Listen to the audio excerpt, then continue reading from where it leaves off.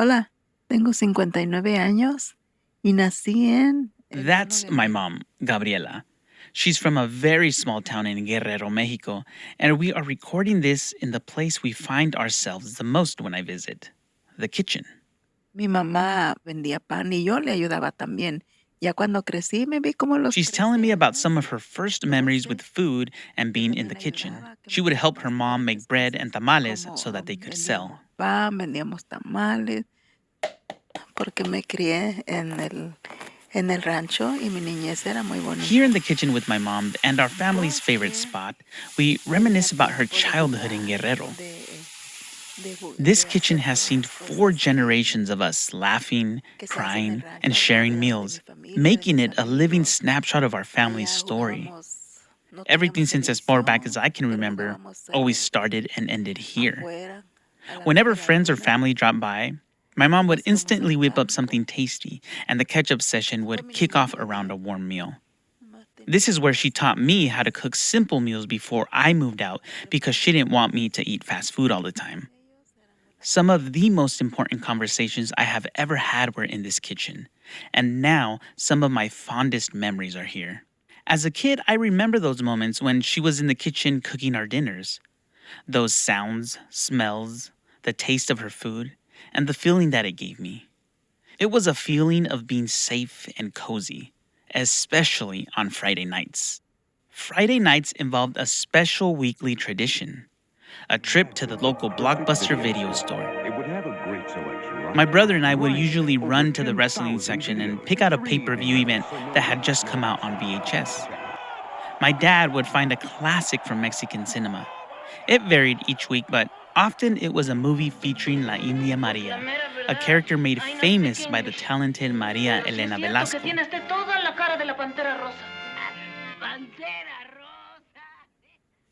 It was on these nights where I learned the phrase ni de aquí ni de allá, neither from here nor there, a movie title from one of her most famous films. And that phrase describes perfectly how life has been feeling lately. I'm Jaime Roque, a podcast producer at Getty, and welcome to ReCurrent, where we journey to understand and connect with our cultural heritage.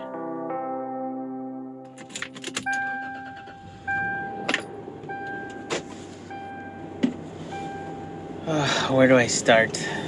This is it, and I'm numb. This is what I was feeling as I was driving to be by my mom's side for her final moments. She was a cornerstone of our family. The person you called when you were having a bad day. The person you called when you needed advice on tough life decisions. And that person that just made everything all right.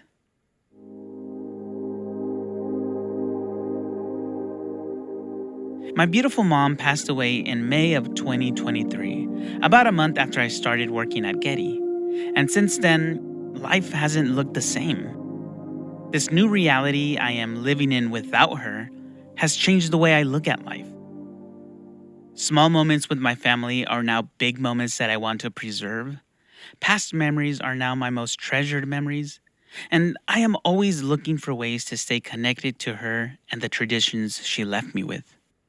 Since starting at Getty, I've learned a lot of new concepts and things that have helped my new outlook on life. One that came up often is cultural heritage. But what exactly is cultural heritage? Well, let's Google it. Okay, so Wikipedia says cultural heritage includes both tangible things like buildings, monuments, landscapes, archives, books, artworks, and artifacts, and intangible elements like folklore traditions, language, and knowledge inherited from past generations. So if you think about it, almost anything can be your cultural heritage. I'm thinking about those quirky songs our parents or grandparents used to sing, the ones we find ourselves singing now to keep their spirit alive, or those unique family traditions that have been passed down through the generations, or that special meal that's always made for big celebrations. This got me thinking back to those moments in the kitchen with mom.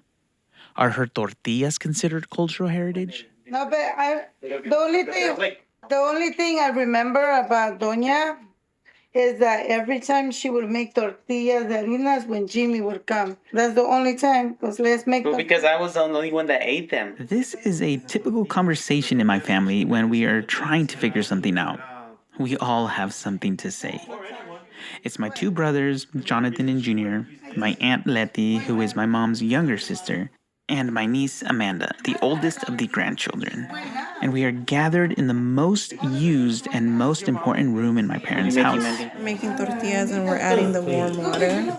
She only used this, a little bit of this, and that's it. She didn't use oil. She will not use oil. But that's fake. It's fake. It's not real. We are trying our best to get these handmade flour tortillas just right, like Mom used to make them. Food, it's a piece of our past, often connected to family, that also is very in the moment. Right? This is Suzanne Joskow, an artist, curator, and archivist. Her work with Community Cookbook Archive Los Angeles highlights how food serves as a bridge between generations, offering a tangible link to our heritage and community. And a lot of my work deals with archive and how do we represent and think about place. And one of my projects, the Community Cookbook Archive Los Angeles, is a collection now of over 400 Los Angeles-based community cookbooks. And so community cookbooks specifically are cookbooks from, at least as I have defined them for this project, are cookbooks from a collective audience. They are usually not from professional chefs. They are compiled by organizations where home cooks from that group have contributed recipes. That's actually a really important aspect of them for me because they are documents of the way we cook at home. I met Suzanne at an event called Archives Bazaar at the University of Southern California. This year's theme was, fittingly, food. And you can make it again, and it's in some ways exactly the same, and in some ways completely related to the moment in which you make it the next time, and it's very much of the present. And so I think that's kind of what cultural heritage is as well, is that it's not just something from the past. It's something from the past that we have in this moment now that informs our lives now and the way we live. My first memory of food being more than just that was when I was 8 years old. I was in Mexico and it was my first exposure to Dia de Muertos, Day of the Dead. I remember not knowing what was going on, but really liking the experience. My cousin became my guide for the day as we wandered around my grandparents' little town. He showed me around the cemetery, pointing out the bright marigold flowers on the tombs. We went into people's houses to see the altars with photos of their loved ones. He explained the meaning of the pictures, and what really caught me off guard, the meaning behind the food and drinks placed on the altars.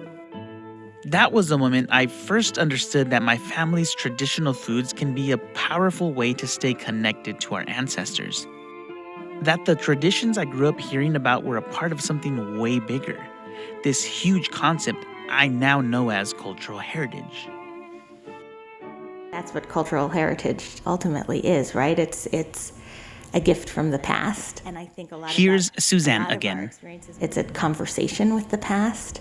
And I think food can do that. It can bring us back to a moment in time. You can learn something new about the past through trying to recreate food memories. I mean, I think a multisensory cultural heritage. Food can transport you through time.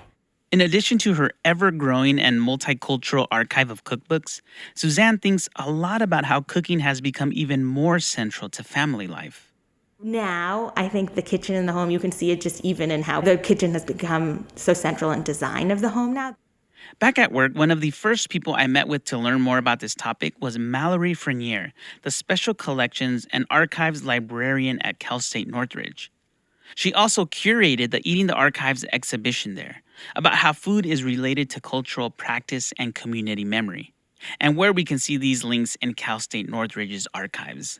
Certain cooking smells, certain tastes will take you back to a specific time and place. And so it's like these very, using your other senses other than sight to just see, and so sense memory in that way is very tied to food. I've been asking people as I was working on this exhibit, what does nostalgia taste like for you? Nostalgia. Lately, it has been hitting me hard. My mom and dad came to this country while still quite young, 18 and 20. So I'd like to think that every time my mom came to eat at El Sazón Guerrerense, her favorite street vendor, she was transported back home to her childhood years in Guerrero, even if for a moment. ¿Si se puede para comer aquí? Sí, métete abajo de la carpa si quiere. ¿De la carpa? Cualquier parking. Ok. ¿Qué le voy a dar, mi corazón? Quesadilla, taco, guaraches. Es que me da 2 tacos y una quesadilla Los tacos de asada. La quesadilla de asada. Todos de asada. Ah, okay. Todos 2 tacos de asada y una quesadilla de asada. ¿De tomar? Tomar tiene una jamaica. I remember coming to eat here at El Sazón Guerrerense for the first time with my mom, just the two of us. It was after a day spent in the jewelry district. My parents were jewelers, so a lot of my childhood was spent in downtown LA, just roaming, exploring, and waiting for them to be done with business. But afterwards, we always went out to eat, and those were some of my favorite times. Ok, muchas gracias. Oh, so good. Esto es para usted. Gracias, que Dios me le dé más. Pregunta, ¿los dueños son de Guerrero? Sí. Sí. I got to talking with the owner the other day, and we quickly got into stuff about our shared heritage and all the memories tied to that. When I brought up about how much my mom loved this spot, we found out we had even more in common. He told me his wife is from Guerrero, and it's actually her mom who makes sure the food here tastes just like back home. That's why my mom was so into this place. It was like a taste of her own childhood. And that's why I like coming to this place. Eating here with my mom, we talk and laugh, and those memories, that simplicity is why I keep coming back. It's like for a little bit, life is just as easy as another great afternoon eating with mom. So talking with the owner showed me how strong the connection is between our personal stories and our cultural background. The food here isn't just about eating, it's a story about where people come from, their memories, and staying connected to their roots. My mom's love for this place wasn't just about liking the food, it was about feeling close to where she came from, and that's something that she passed on to me. I've come many times since her passing. Most of the time, it's just me, alone. So this street place may be just another street place to someone else, but for me, it's what nostalgia tastes like. Nomás miramos arriba. Dice, son guerrerenses por eso, ya. Maybe we need an actual roller. That is a roller. No, I know, but like with the handles. Oh. Here we are again, still trying to make flour tortillas like mom would make them. When we realized that the old rolling pin she has had for as long as I can remember is older than my younger brother. So that roller's probably, that's older than Jonathan. Over 30 years old. I asked myself why I felt so many feelings when I saw this rolling pin. Then I realized the stuff in my mom's kitchen isn't just stuff anymore. I mean, there's information infused in like your mom's kitchen items. What did she choose to use, and how did she learn how to use those things? Here's Mallory again. One of the things in the exhibit over here, what I was thinking about, how do we learn about food? Both as a sense of like our identity and also how do you cook? Who taught you that and how is that information passed down through generations? And, a lot of it has to do with oral traditions. If you don't write down the recipe, if you don't record someone making your favorite dish, it's hard to capture that without having the foresight and thinking ahead of like what will be valuable to my family. And you don't even have to think in like a greater cultural context. It's just like, what do you need to pass down? And pan. Oh yeah, man, you said my mom would make donuts? Yeah, she would. I remember she would make the As we struggled to figure out exactly how my mom made the flour tortillas taste so good, The pan. we all wished she was here to tell us. It saddens me a bit that despite all the tech we have, we never thought to record her process or even jot down her recipe. Yet somehow, I feel like this moment with my family is exactly how she'd want us to remember her. Together, laughing, reminiscing with remember when stories, and all of us sharing stories about her life. There's this saying from my culture that's more meaningful to me now than ever. El recordar es volver a vivir. To remember is to live again. And that's precisely what we were doing. Me try it? Yeah, and a little bit. Hold on, what are you doing? We're putting butter. Okay, so I set everything up, and now Sayla and I are going to try to make them. I don't know how this is going to go, but here we go. Sayla, do you want to help Daddy make tortillas? Yes. I know. That sweet voice is my 1.5-year daughter, Sayla. Sayla's heritage is American, Mexican, Iranian, and Armenian. Her life is going to be filled with a smorgasbord of flavors, food, music, art, and media. She's lucky to call LA home where all aspects of her are celebrated. This city is so good at blending cultures like hers into exciting new creations. Sayla, are you ready? Ready. I know Sayla isn't going to remember this moment, but I will. It's now a core memory for me, a memory that I will hold in my heart forever. Sayla's time with my mom was really short, less than a year. And when I think about it, it does make me sad. But my mom lives through me, through the customs and traditions she taught me that I am now teaching my daughter. Let's try it. So Sayla may not physically get to know my mom, but she will definitely know and learn about her in every way possible. She'll hear stories about her grandma and grandpa and how they came to this country, worked hard in the fruit fields of the Central Valley, and eventually opened up a jewelry business that is still open and thriving today. She'll listen to the songs that her grandma sang and listened to, and eat her favorite foods. This is how Sayla will have her connection to the past, and how it will become present in her life. Okay, let's try it. Rainbow.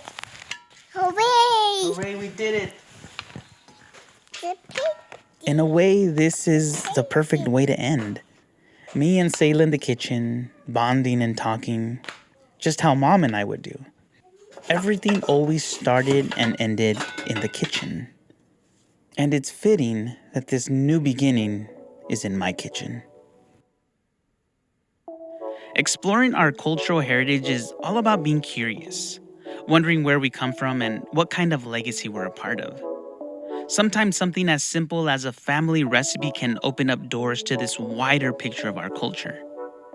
And now, leaving my mom's kitchen behind, I'm setting off on this adventure to discover the amazing cultural heritage stories all around us that we often don't notice, yet make an impact. We'll check out everything from murals that tell our history in the middle of Los Angeles, to ancient sacred sites echoing with the voices of indigenous peoples, to the local barbershops buzzing with stories from generations of folks in the community. So let's explore together and see what we can gain by keeping the past present. ReCurrent was written and produced by Jaime Roque, audio production by Jaime Roque, with creative support from Zoe Goldman and Caitlin Schamberg. Our executive producer is Christopher Sprinkle. Special thanks to Vicente and Gabriela Roque for their sacrifices and unconditional love while on this earth. Mom, Dad, you continue to live through me. Los amo.